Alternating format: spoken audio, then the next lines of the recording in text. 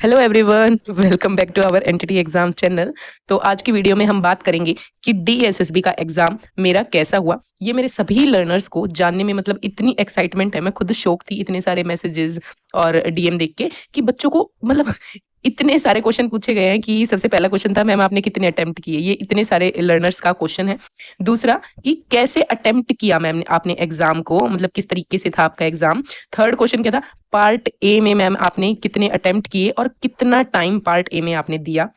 Fourth question था part B में आपने कितने क्वेश्चंस किए और मतलब क्या एक्यूरेसी थी आपकी। फिफ्थ क्वेश्चन था पार्ट बी में आप को मतलब कहाँ से लगा, आपको कहाँ से आया पार्ट बी का, और मतलब कितने आपके मार्क्स आ जाएंगे, क्या एक्यूरेसी थी पार्ट बी में। तो ये तमाम क्वेश्चंस मुझसे पूछे गए थे। मतलब कल एग्जाम देने के बाद मैं इतनी मतलब थक गई थी और मतलब घर भी बहुत लेट पहुंचे थे क्योंकि शाम की शिफ्ट में एग्जाम था, तो घर आते आते 10 साढ़े 10 हो गया था टाइम। तो उसके बाद मतलब मैं इतनी उस कंडीशन में नहीं थी कि मैं आपके लिए शाम कोई वीडियो अपलोड कर पाऊँ या अपना रिव्यू दे पाऊँ कि कैसा एग्जाम हुआ मेरा। तो इसलिए मैंने सोचा कि आज सबसे पहले इतनी सारी क्वेरी पूछी गई कि मैम मतलब आप अपना रिव्यू शेयर करें, तो इसलिए मुझे ये वीडियो बनानी पड़ रही है। तो लेके मां सरस्वती का नाम शुरू करेंगे आज की अपनी इस वीडियो को। तो सबसे पहले फर्स्ट क्वेश्चन, मैम आपने कितने अटेम्प्ट किए। तो अगर मैं क्लियरली बताऊं तो मैंने 184 क्वेश्चंस अटेम्प्ट किए हैं 200 में से। और ये इतने क्वेश्चंस अटेम्प्ट करने का रीजन ये था कि पार्ट बी में तो मेरे को, मैं सोच के गई थी पार्ट बी में तो मेरे को 100 क्वेश्चंस अटेम्प्ट करने ही करने हैं एनी हाउ। पार्ट ए में जैसे मैथ्स में मेरे सिर्फ 10 से 11 क्वेश्चन ही समथिंग निकल पाए थे। मतलब जिस हिसाब से मैं टाइम मैनेजमेंट का सोच के गई थी उस हिसाब से मेरे 9 से 11 क्वेश्चन ही निकले थे। तो मैंने उतना ही करके स्किप कर दिया था। रीजनिंग सेक्शन में चलो शुरू से बात करते हैं कि मैंने किस तरीके से क्वेश्चंस अटेम्प्ट किया। सबसे पहले रीजनिंग का सेक्शन मेरा काफी मतलब सही लगा मुझे, ना मुश्किल था ना इजी था। वही सेम बात, टाइम टेकिंग था। बट मैं सोच के गई थी कि रीजनिंग में मुझे 15 मिनट में करना है, बट 20 मिनट से ज्यादा नहीं देना। 20 मिनट जैसे ही एक्सीड होंगे मैं रीजनिंग को स्किप कर दूंगी। तो मेरा रीजनिंग के पहले 15-16 क्वेश्चन इजीली हो गए थे। उसके बाद मेरे 17-18 मिनट हो गए थे, तो मेरे को लगा मेरे पास 1-2 मिनट ही हैं। फिर 3 क्वेश्चन ऐसे थे जो मेरे से नहीं हो रहे थे। मतलब मैं सोच के गई थी कि रीजनिंग में तो कम से कम एक ही क्वेश्चन छूटेगा, ऐसे 1-2 क्वेश्चन आ ही जाते हैं जो आप नहीं कर पाते। फिर मेरे रीजनिंग में 2 क्वेश्चन रह गए थे जो मेरे से नहीं निकल पा रहे थे। फिर मैंने सोचा कि मैं स्किप कर देती हूँ। तो मैंने रीजनिंग के 18 क्वेश्चन किए, 2 क्वेश्चन मेरे यहाँ पे रह गए। दूसरा जीके। जीके में देखो, जीके वैसे मैं इतनी डीपली अच्छे से नहीं करके गई थी क्योंकि मेरे को पता था, मैंने जैसे आपको भी स्ट्रेटेजी में बताया था कि जीके पे हमें टाइम वेस्ट नहीं करना है, तो सेम ऐसे ही मैं भी जीके नहीं करके गई थी जीके में। बट 8 से 9 क्वेश्चन ऐसे थे जो इजीली मतलब मैं कर पाई। हर एक बच्चा तो सबकी शिफ्ट में अलग अलग है। 8 से 9 क्वेश्चन इजीली मैं कर पाई जो मुझे पता था बिल्कुल एक्यूरेट है। बट जीके में मैंने ऐसा किया कि जीके में मैंने थोड़े अजम्पशंस किए जो मेरे को अप्रोक्स आंसर लग रहे थे। तो जीके में मैंने 18 क्वेश्चंस अटेम्प्ट किए हैं। आई नो ये ठीक रहा इतने अटेम्प्ट करना या फिर मतलब नेगेटिव रहा, अब ये तो एग्जाम में ही पता चलेगा। बट जीके में मैंने 18 क्वेश्चंस अटेम्प्ट किए हैं। आप बताना कि मैंने जीके में इतने क्वेश्चंस अटेम्प्ट करके जो ये लास्ट में 8 से 9 क्वेश्चन मैंने अपने अनुमान पे और थोड़ा अप्रोक्स करके लगाए हैं, वो ठीक लगाए हैं या नहीं लगाए। तो बात हो गई। अब बात करते हैं मैथ्स की। तो यहाँ पे मेरे 30 मिनट्स जा चुके थे रीजनिंग और जीके को करते हुए। फिर मैथ्स पे मेरे को पता था कि जो क्वेश्चन मेरे को, मैं पहले ही माइंड सेट करके गई थी, जो क्वेश्चन मेरे से मतलब एक नजर में देखते ही निकल जाएगा वो मैं पहले करूंगी, बाकी को देखेंगे। तो ऐसे एक नजर में करने वाले मेरे 9 क्वेश्चंस इजीली निकल गए थे। मेरा मैथ्स ठीक है, एवरेज है, मैं ज्यादा बेहतर नहीं कहूंगी कि बहुत अच्छा है, तो एवरेज है। तो मैथ्स में मैंने 9 क्वेश्चंस अटेम्प्ट किए जो मेरे इजीली निकल गए। उसके बाद मैंने 2 क्वेश्चंस किए जिन पे मेरा थोड़ा सा हल्का सा टाइम लगा। उसके बाद मेरे 11 क्वेश्चंस या फिर 10 क्वेश्चंस आई थिंक यहाँ पे अटेम्प्ट हो गए थे, बाकी मैंने स्किप कर दिया। फिर मेरे को लगा अगर मैं और यहाँ पे ज्यादा मैथ को टाइम दूंगी, मेरे एक नजर टाइम पे थी क्योंकि मेरे को पता था पार्ट बी में मेरे को अच्छा खासा टाइम देना है। तो मैथ्स में मैंने 9 से 10 क्वेश्चंस अटेम्प्ट किए हैं, तो तीनों का आपको पता चल गया होगा। अब हम बात करते हैं अपनी इंग्लिश और हिंदी की। इंग्लिश ठीक थी मेरी, अच्छी है, मतलब इतनी बेकार नहीं है। तो इंग्लिश में मैंने देखा जहां तक एंटोनियम सिनोनियम पूछे गए थे, इजी थे काफी। एफ्लुएंट का एंटोनियम पूछा गया था। ईडियम फ्रेजेस थे, एक ईडियम फ्रेजेस में मैं स्टक हो गई थी, मतलब समझ नहीं आ रहा था इसका ये हो गया, 2 ऑप्शन में फ्लक्चुएट हो रहा था, तो वो क्वेश्चन मैंने स्किप किया। बाकी एक रीअरेंजिंग होता है, सेंटेंस को अरेंज करना, वो इजी था बट मतलब अरेंज करने में टाइम जा रहा था। तो 2 क्वेश्चंस ऐसे थे जो मैंने वहां पे स्किप कर दिए। तो इंग्लिश में मैंने 3 क्वेश्चंस को स्किप किया है, बाकी क्वेश्चंस मैंने कर दिए। पैसेज मेरा ठीक था, ऑन एंड एवरेज, मतलब कर सकता था, अंडरस्टैंडेबल था। बाकी हिंदी भी मतलब अच्छी थी, इतनी डिफिकल्ट नहीं थी। तो हिंदी भी मैंने सारी अटेम्प्ट की है, 20 क्वेश्चंस के 20 क्वेश्चंस अटेम्प्ट किए हैं। फिर जब मैं पार्ट बी पे आई तो मेरे पास 65 मिनट्स बचे हुए थे पार्ट बी के लिए, बाकी टाइम मैंने पार्ट ए पे दिया था। तो अब डिस्कस करते हैं पार्ट बी किस तरीके का हुआ।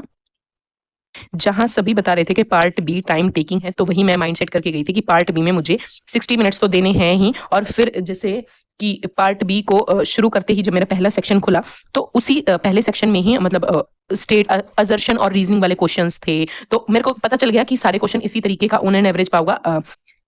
वन लाइनर बहुत कम क्वेश्चंस थे। तो पार्ट बी में जब मैंने सेक्शन डिसिप्लिन 1 किया, तो वो मेरे को एवरेज एवरेज लगा, ठीक लगा, मतलब अंडरस्टैंडेबल था। पूरा क्वेश्चन पढ़ना पड़ रहा था, उसके बाद ही आप आंसर्स को टिक कर सकते हो। किया मैंने अच्छे से पार्ट डिसिप्लिन ए। जहां तक एक बार ओवरऑल में बता देती हूँ, जहां तक ओवरऑल मेरा कंक्लूजन है, तो NIOS में से ही पेपर बना हुआ है। मैं ये अपनी वीडियोस के लिए या किसी भी रीजन से नहीं कह रही, मैं ये नॉर्मल रिव्यू दे रही हूँ आपको अपने एग्जाम का, कि मेरे जहां तक है सभी एग्जाम में पार्ट बी NOS सेक्शन में से ही था। जिस भी बच्चे ने मेरी यूट्यूब पे वीडियो देखी होगी या खुद से भी किया होगा, उसका पार्ट बी अच्छा जाना ही जाना है। और गलती सबसे होती है, मेरे से खुद, मैंने NOS खुद भी अच्छे से किया, आपको भी पढ़ाई, उसके बाद भी मतलब 2 या 3 क्वेश्चंस, मतलब जो मेरे को याद है, एग्जैक्टली एक क्वेश्चन था कि स्माइलेंस्की की सिंबॉलिक, एक क्वेश्चन था सिंबॉलिक प्ले बच्चा किस एज में खेलता है। वैसे तो मेरे को पता था कि 2 से 7 में हमारी सिंबॉलिक स्टेज होती है, बट वहां पे मैं ऑप्शन कौन सा टिक करके आ गई, 0 से 2 ईयर। तो ये क्वेश्चन गलत हो गया। मतलब थोड़ा दुख हुआ कि जो क्वेश्चन बिल्कुल आपको आता है, इजी क्वेश्चन गलत हो जाना थोड़ा हर्ट करता है। जो क्वेश्चन आपको नहीं आता वो तो नहीं आता, बट जो आता है आते हुए गलत कर देना अटेंशन की कमी से या फिर मतलब जल्दी जल्दी करने के चक्कर में, तो बड़ा दुख होता है। तो इस तरीके से मैंने डिसिप्लिन 1 कर दिया था, ऑन एन एवरेज था। उसके बाद जब मैंने डिसिप्लिन 2 किया, तो मेरे को लगा कि मेरे पास टाइम सही बचा हुआ है, तो मैंने डिसिप्लिन 2 करके उसको दोबारा से रीचेक किया।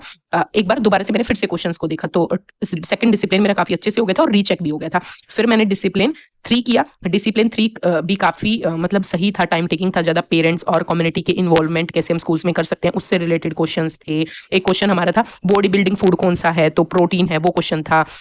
एक था बच्चे का अटेंशन स्पैन कितना होता है, ये मैंने आपको NOS में पढ़ाया भी था कि बच्चे का अटेंशन स्पैन 15 से 20 मिनट का होता है। ये क्वेश्चन डायरेक्ट था। बच्चे ऑब्जेक्ट्स के साथ खेलना कब शुरू कर देते हैं, 4 to 5 ईयर में खेलना, ये क्वेश्चन डायरेक्ट था। तो जहां तक जितना मुझे भी याद है, वैसे याद नहीं रहता एग्जाम के बाद क्या क्या क्वेश्चन था, आप कितना याद रख सकते हो, जहां तक मुझे याद है तो 10 से 12 क्वेश्चन तो बिल्कुल एग्जैक्ट उठा के डायरेक्ट थे। एप्लीकेशन बेस नहीं थे, वो डायरेक्ट थे। जैसे जिस अगर आपको पता है कि बच्चे का टेंशन 15 से 20 मिनट है, तो आप वही टिक कर पाएगा जिसने NOS में पढ़ा है। तो NOS में से एज इट इज एग्जाम आया हुआ था, जो मैंने आपको अपने यूट्यूब चैनल पे करवाया था। EVS पेडागोजी, मैथ्स पेडागोजी कुछ नहीं था। हाँ, मेरे एक डिसिप्लिन में, डिसिप्लिन 3 में इंग्लिश का एंटोनियम सिनोनियम पूछा गया था। 4 ऑप्शन थे, वो भी मैचिंग में 4 एंटोनियम लिखे हुए थे और इस तरफ उनका मीनिंग लिखा हुआ था, तो वो बताना था। तो वो इंग्लिश का एक क्वेश्चन था। बाकी अगर मैथ्स पेडागोजी में कहूँ, मैथ्स का थोड़ा बहुत रोल था। एक क्वेश्चन क्या था कि बच्चे को अगर आपको वॉल्यूम सिखाना है, तो आप कौन सी एक्टिविटी का यूज करेंगे, तो इस तरीके से एक क्वेश्चन था। मतलब वो मैथ्स पेडागोजी का हम पार्ट नहीं कह सकते, वो तो नॉर्मली पूछा गया था। ऐसे ही डिसिप्लिन 3 करने के बाद भी मैंने उसको भी रीचेक किया दोबारा से। फिर मैं डिसिप्लिन 4 पे आई, तो मेरे को लगा टाइम तो जा रहा है बहुत ज्यादा, तो फिर मैंने डिसिप्लिन 4 को जल्दी जल्दी किया और मैं उसको रीचेक नहीं कर पाई, क्योंकि उसके बाद मैच द फॉलोइंग के क्वेश्चंस की संख्या बहुत ज्यादा बढ़ गई थी, जिसमें मैच करने में हर एक ऑप्शंस को 2 बार सोचना पड़ रहा था। तो 4th डिसिप्लिन को मैं रीचेक नहीं कर पाई। फिर मैं 5th पे आ गई। 5th पे आने के बाद टाइम मेरे को इतनी तेजी से जाता हुआ दिख रहा था, मतलब मैंने जल्दी जल्दी जल्दी जल्दी किया। उसके बाद जब सिर्फ 3 मिनट रहते थे, तो मेरे 3 क्वेश्चन रहते थे आई थिंक, और तीनों क्वेश्चन कैसे थे, मैच द फॉलोइंग। तो ये थोड़ा सा गड़बड़ हो गया लास्ट पे, मैंने जल्दी जल्दी किया उनको, मतलब मेरे को पता भी नहीं वो मैंने ठीक किए या गलत किए। उसके बाद टाइम ओवर हो गया। बट ओवरऑल अगर मैं बताऊं, तो मैंने अटेम्प्ट किए हैं 184 क्वेश्चंस, और मतलब पूरा क्वेश्चन एग्जाम में देख पाई अच्छे से। मेरा मतलब ऐसे कुछ छूटा नहीं खुद से। हाँ, जल्दी जल्दी किया, पार्ट ए को बहुत मतलब पता नहीं ठीक किया है गलत किया क्या किया है, बट मैंने 184 क्वेश्चंस अटेम्प्ट किए हैं। जिसमें से पार्ट बी का एक्यूरेसी का अगर मैं कहूँ, तो एक्यूरेसी जहां तक मेरे को लगती है ऐसे मतलब क्लियरली यूट्यूब पे बताना, क्योंकि जब रिजल्ट आएगा तो वो भी आप सबके साथ शेयर होगा। कोई मतलब कॉन्फिडेंशियल चीज नहीं रखी जाएगी, सब आपके साथ ही होगा। हम सब एक परिवार हैं एक साथ। अगर हम सबने एक साथ पढ़ाई की है, एक साथ पढ़ाई की है, तो रिजल्ट भी तो हम सबका एक साथ, आपको भी देखने का अधिकार है और मेरे को भी दिखाने का अधिकार है। कुछ भी आपसे छुपाया नहीं जाएगा। अब हम सब फैमिली एक साथ हम सबने तैयारी की है, एक साथ हम जॉब लेंगे और साथ में बने रहेंगे। जितने भी मेरे लर्नर्स हैं, जो भी इस वीडियो को अभी तक देख रहा है, प्लीज, अब तक मैंने कभी आपको लाइक्स के लिए नहीं बोला, किसी भी चीज के लिए नहीं बोला, बट इस वीडियो पे आप सबका, जो भी इस वीडियो में अभी तक बना हुआ है, मेरे को हर एक बच्चे का, हर एक लर्नर का, हर एक मेरे भाई बहन का, हर एक मतलब मैम सर जो भी हैं, सबका मुझे लाइक चाहिए। और प्लीज कमेंट सेक्शन में कमेंट करके जाना कि आपने कितने अटेम्प्ट किए एग्जाम में क्वेश्चंस। फिर उसके बाद हम ऐसे धीरे धीरे वीडियो लेके आएंगे कि कितनी कट ऑफ जा सकती है, रिजल्ट कब तक आ सकता है। बहुत सारे क्वेश्चन है, बहुत सारी क्वेरी पड़ी है, धीरे धीरे करके वीडियो एग्जाम अपलोड होती रहेंगी। और अब जब हमारा एग्जाम हो गया है तो अब हमें क्या करना चाहिए, मतलब किस जगह हम अपना टाइम दें, सारी पढ़ाई को साइड में रख दें, क्या करें क्या ना करें, उस पर भी एक वीडियो आएगी। क्योंकि ये टाइम में हमने जितनी पढ़ाई की है, हमारी कंसिस्टेंसी बनी हुई है, तो उस चीज को हम बिल्कुल छोड़ दें या फिर आगे कंटिन्यू करें, रिजल्ट का कब तक आ सकता है क्या नहीं, ये सारी चीजें हम धीरे धीरे करके अपने एग्जाम के पॉइंट ऑफ व्यू से अब हम फ्री हो चुके हैं। आप सभी को बहुत रिलैक्स फील हो रहा होगा, मुझे भी बहुत रिलैक्स फील हो रहा है। एटलीस्ट चलो हमारा एग्जाम हो तो गया। अब तीर कमान से छुट चुका है सभी बच्चों का। अब किसका तीर बिल्कुल सही जगह पे फिट होगा देखते हैं। और बाकी आप बताओ कि आपकी हिसाब से आपको क्या लगा कि पार्ट बी जो था ओवरऑल कहाँ से पूछा गया था। पार्ट बी मेरे अकॉर्डिंग एनआईएस के अलावा कहीं से नहीं पूछा गया। जो प्रैक्टिकल क्वेश्चंस थे वो एनआईएस में से बने हुए थे, जो डायरेक्ट क्वेश्चन थे वो भी एनआईएस में थे। जो टोटल 22 चैप्टर से उन्हीं में से आपका एग्जाम था। और ऑल द बेस्ट, सबका एग्जाम हो गया है, फ्री हो गए, 2-3 दिन मस्त चिल एंजॉय करो, अच्छे से पढ़ा, आपने अच्छी तैयारी की, वेल एंड गुड। और हाँ, एक चीज थी, अटेंडेंस बच्चों की बहुत कम थी। जहाँ पे मैं एग्जाम में बैठी हुई थी उस रो में सिर्फ एक लड़की और मेरे साथ बैठी हुई थी, बाकी पूरी रो खाली थी। तो बच्चों की बहुत कम बच्चे आए हुए थे एग्जाम देने, आई डोंट नो व्हाई। और एक एनसीटी ई और एनसीटी, इसका बहुत ज्यादा इशू है। मतलब बहुत सारे बच्चों को, बहुत सारे ऐसे भी बच्चे एग्जाम देने हैं जिनका एनसीटी था बट वो वैलिड नहीं है, ओनली एनसीटी ई वैलिड है। इस पे भी वीडियो बनाई जाएगी। बाकी मिलते हैं नेक्स्ट वीडियो में। आज के लिए बस इतना ही। मैंने अपना पूरा एक्सपीरियंस, जो भी एग्जाम में मैंने जिस जिस तरीके से कंप्लीट किया, वो मैंने आपको अपना कंप्लीट रिव्यू दे दिया है, बिल्कुल ऑनेस्टली। एक सिंगल बात भी ऐसी नहीं थी जो मैंने एग्जाम में फेस की और आपको नहीं बताई, क्योंकि वी ऑल आर फैमिली, हम साथ में हमने पढ़ाई की है, साथ में हम जॉब लेंगे। और हाँ, एक और क्वेरी थी कि बहुत सारे बच्चों की कि मैम आप ऑलरेडी जॉब में हो या नहीं हो। तो हाँ, मेरे मोस्टली लर्नर्स को पता है कि मैं चंडीगढ़ में पोस्टिंग हूँ, बट दिल्ली मेरा होम टाउन है, तो दिल्ली में आने के लिए मैंने ये एग्जाम फिल किया था। बाकी रिजल्ट वगैरह ऑन एंड ऑन आपको सब कुछ इस चैनल पे मिलेगा। तो जो नया है वो सब्सक्राइब कर लेना, और लाइक आज सारे बच्चे इस वीडियो को करके जाएंगे। मैं वेट करूंगी कब तक आप 100 लाइक्स कंप्लीट कर देंगे इस वीडियो पे। तो मिलते हैं नेक्स्ट वीडियो में, बाय बाय।